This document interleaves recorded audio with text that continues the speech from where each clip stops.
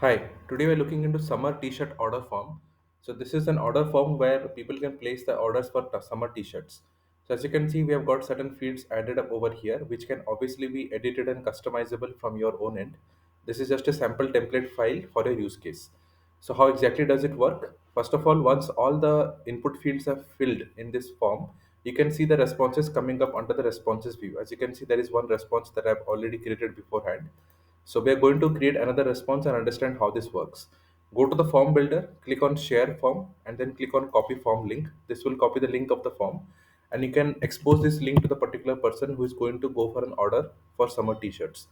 So let us wait while this link is opening up, and then we can fill it the form to understand more about the process.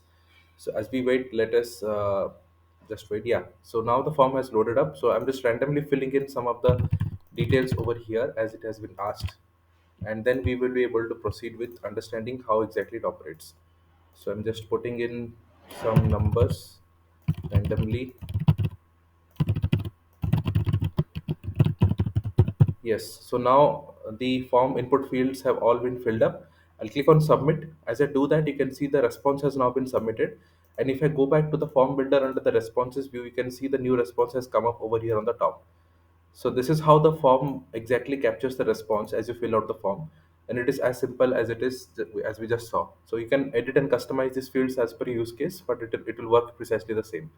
Another important tool that I want to talk about is PDF output. PDF output is a tool that can help you generate PDF documents in bulk. For this, it utilizes a Notion page, which acts as a source of the template file where you can edit and customize the document. And you need a Notion database, which can act as a source of the database, which will help to input the required values onto the page, replacing the placeholder text elements, generating the PDF documents in bulk. I've added a video of how you can exactly follow this process for invoices. So you can watch this video to understand the process, and you can definitely check out PDF output for this.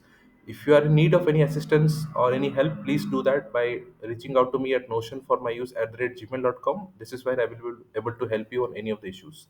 Thank you for watching this video. Have a great day.